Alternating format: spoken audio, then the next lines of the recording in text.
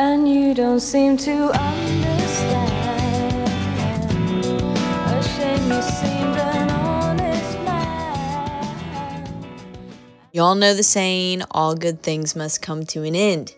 So came our bittersweet ending in San Diego as we prepared to head all the way back to Missouri for the holidays. So we spent a night in Old Town San Diego. It's a really cool historic area of the city.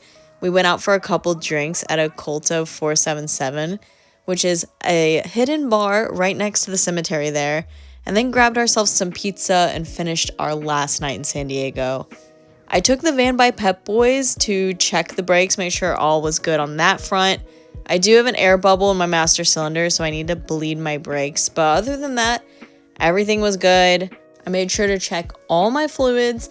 I do have a small transmission fluid leak, so I have to stay on top of that. But it's a slow leak, so I only had to top it off a very little bit before we hit the road to go all the way back to Missouri. All the tires looked good, so other than that, we were good as gold. I will say, since we hit the road in the beginning of August, I've had to replace 3 out of 4 of my all-terrain tires. So I was praying for dear life that that last original tire would hold on for this road trip, because I really didn't want to pay for a 2,000-mile road trip's gas bill and a new all-terrain tire for the 4th time. So on that note, we hit the road to Arizona. Jessica Simpson, sing the chorus. When you walked through the door, it was clear. Wow, it is a beautiful drive, driving from California to Arizona. How cool. We made it to Tucson, parked at the Planet Fitness, showered, and went straight to bed because I was committed to waking up at 5 a.m. and going straight to Saguaro National Park. I wanted to make great time on the drive today and still get to experience the national park and take my time a decent amount there. And I always catch sunsets in national parks, but I've never caught a sunrise. And it was gorgeous seeing the sun come up over the mountains there and light up all the cacti. I've truly never seen anything like this. I didn't even know there could be cactus forests until coming to this park. It was so unique. Definitely this and then Bryce Canyon are the most unique national parks I've ever seen. So gorgeous. We did the Valley View Trail to start, and that's where we watched the sunrise come up. And that was really cool. There was a bunch of little signs that kind of talked about the different cacti that were out there and gave you nature facts. One thing I thought was super interesting about this national park is that it's actually 2 parks. So there's the West Park and the East Park. The West Park has more of the tourist destination. That's where we went. And then the East Park is more mountainous and more for hiking. And you can't drive from west side to east side like a lot of national parks. Tucson is smack dab in the middle of them. So they're their own separate entities, which I've never seen before. So that was kind of cool to learn. Next little walk was Signal Hill Trail to see some of the petroglyphs in the park. And let me tell you, I am obsessed with petroglyphs. I was so excited to see these. No, you don't understand. I am obsessed with petroglyphs. This was a special interest of mine for a period of time after I watched the movie Phoenix Forgotten. That was the first time I ever heard of petroglyphs, and I went down a whole rabbit hole, and I just think they're so cool and mysterious. And yeah, go down your own rabbit hole. It's interesting, I promise you. But after that, we hit the road again, got back into the van, and headed towards Roswell, New Mexico. We filled up on gas at Love's, the best truck stop ever, and as you can see, I am absolutely thrilled over these gas prices. I forgot what a decent gas price looked like for a while. So yeah, once we saw the giant alien holding up the Dunkin' Donuts sign, we knew we were there, and our first stop, of course, was the Roswell, New Mexico McDonald's. What's he got down there? I will say it's worth being on the top of the list of things to do in Roswell. It was pretty badass to go and look at. I just think it's funny. I know Roswell is actually a smaller town, but a lot of the things to do list is just going and checking out alien decorations out front of businesses. The Dunkin' Donuts sign is one of the top things on the things to do list of Roswell. But I digress. This McDonald's is awesome, and I had to get the holiday pie, which is just a funfetti cake. And there's also a geocache right outside the Roswell, New Mexico McDonald's, so we had to find that. and then I had to grab myself a drink. I think it was like $2 Tuesday or something. I just remember I got a $2 cider, so I thought that was badass. And then after that, we made our way back to the Planet Fitness parking lot, and we had to break out the Mr. Buddy for the first time I've ever used this thing. So I was definitely missing San Diego. It's very cold, but in the morning it was great. It was fine. We went straight to the visitor center to get like our little map of the town, and they have this free photo op you can do with these little dudes. So of course we did it. Like, what the heck? That's a Christmas card right there. Awesome. Got our map, I bought a sticker, and then we fueled up on some coffee. I was definitely feeling a little jet lagged from the long trip of San Diego to New Mexico. I've driven 14 hours so far, 7 hours each day. Caleb's a passenger princess. He doesn't drive at all. It's just me up there. I am hauling ass from city to city. So yeah, we got the coffee, shopped around. It took everything in me not to buy this guide. I wanted the episode guide so bad, but I'm trying to shop for other people, and I did find some cool gifts. But yeah, we just walked around like the unique, like silly little alien shops and checked out all the cool alien merch and art and stuff like that.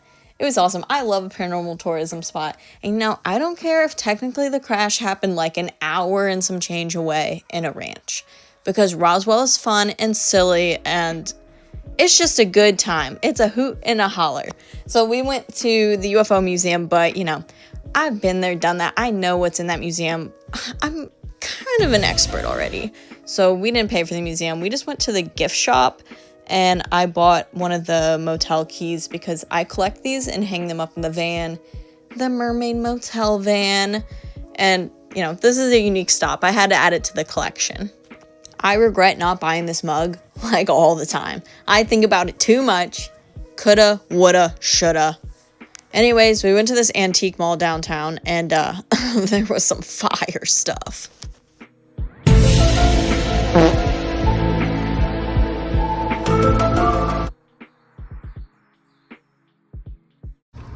We did quite the haul in Roswell today. I'm trying to Christmas shop while I am heading home because I am very much a procrastinator. But they actually like stickered everything closed, so I cannot show what I got friends and family. But maybe that's good in case that they watch the video. But for me, I treated myself a little bit. We went to an antique vintage thrift store. Found two like short story VHS, Stephen King VHSs. So I've never even heard of these. I never knew they existed, but it claims it's better than The Twilight Zone. That's quite a claim.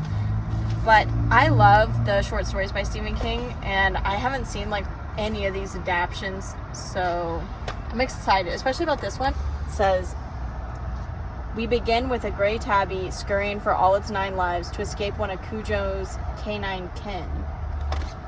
I've never heard of that by Stephen King, and I love Stephen King, so I'm excited to explore those. Nope. Oh, I can show this one, actually. They didn't tape this one closed. Epic. Yeah. Oh, that's for my sister's boyfriend for Christmas. But yeah, that is it. That is the shopping spree in Roswell, New Mexico. And now we're off to Oklahoma City. Peace. Yup, just your hard-working truck driver at it again. Another 7 hours under my belt. We parked at Cracker Barrel in Oklahoma City and woke up and ate breakfast there because Caleb's abuela gave him a $50 gift card that came in clutch. Somehow Caleb altered his meal so much, his meal costed $21. Didn't know that was possible at Cracker Barrel, but yeah, the entire gift card got spent on one trip to Cracker Barrel. Anyways, we spent the day in Oklahoma City thrifting around. So we started off at the Rink, which is an antique mall, and it was pretty cool, but it was mostly furniture, unfortunately, and I was trying to get some more gifts for people. I will say the Garfield booth was awesome. It was all a little out of my price range, though, but just super cool memorabilia. I loved it. So cute. But after this, we took a stop to 8th Street Market to go to our favorite brewery ever. Okay, so background. Prairie Brewery makes a bunch of sour beers, and we would always get these in our apartment. Our grocery store had them, and we started buying them, and we were like addicted to them. We're like, this is the best sour beer we've ever had. And we would always joke, maybe we should go to Oklahoma City just to go to this brewery and try all their flavors. And now we're here, and we did it. We spent like $100 here. We tried all the flavors and then we took some home, but so worth it. And then my friend who lives in Oklahoma City, we met at Hangout Festival years ago. She was like, oh my God, you're in my city. Like, you would love these stores. You have to thrift here. And they're all on the same street, these 3 like curated vintage stores we went to. They were awesome. They were great recommendations. We had a lot of fun walking around these. And I ended up thrifting my sister a super awesome sweatshirt at one of these shops too.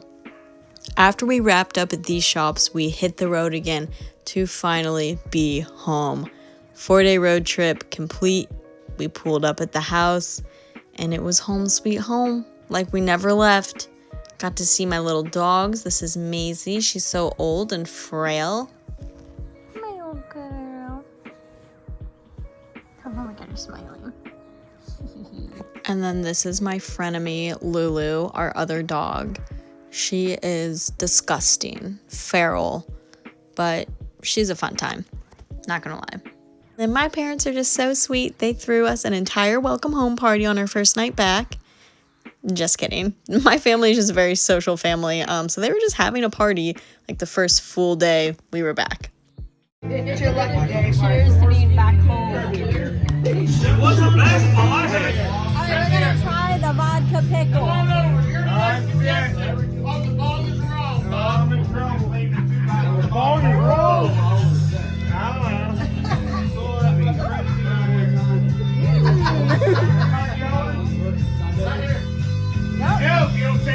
That's vodka. Home sweet home. Everyone kept asking me if I was sad to be back in Missouri, or like said they were surprised I even came back home. And like, this is the best time of year to come home. It's the holidays. It is so fun to be home, and I'm so grateful to be able to celebrate the holidays with my family. And like, a lot of my close friends come back into our hometown for the holiday season, so I get to see like everyone. So yeah, here's a couple of clips from Christmas.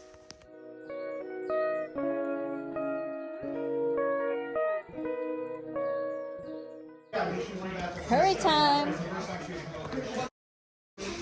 Money talks.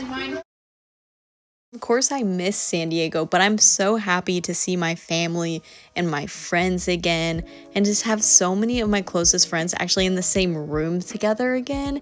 I've missed this so much. And also getting to use the family Netflix account again, getting to watch the new season of Fallout on an actual TV. I'm a very sentimental person, so I love that I got to do my hometown holiday traditions again. And even being back at Applebee's is not bad. Everyone welcomed me back with open arms because the grind does not stop. I still need money while I'm here. Okay, I know I desperately need to clean this mirror, but fit it up. Back for the Applebee's. Nobu in California to Applebee's in rural Missouri. Cool. We got the cherry earrings to match the cherry serving book. And you know what? Maybe it's not as glamorous as Nobu in California, but I get to make tips here. So I'm manifesting $100 tonight. We need that Osmo Pocket 3. Another reason I needed to be home for the holiday season was because I was invited to a wedding, a New Year's Eve wedding, and I got to ring in the new year with all my closest friends, even my best friend who lives all the way in Seattle now because it's his older brother that got married. And wow, that's really all I can say, because going months upon months without seeing your closest loved ones, your best friends, being thousands of miles apart, and then all of a sudden being back home, seeing everybody every day, back to back, like even Brian, my best friend, I have not seen him in like a year because he lives in Seattle. And now here he is with everyone. And it's just a very surreal feeling and very special feeling. And yeah, I'm so happy to be ringing in the new year with all these people I love so much, and just very excited for 2026 and what experiences I will have this year and all the things and places I'll see this year. And just, it's gonna be another great year. It's gonna be awesome. I have such a never-ending lust for life, and I don't know, what are my parting words, I guess. Be excellent to each other and party on, dudes. 2, 1.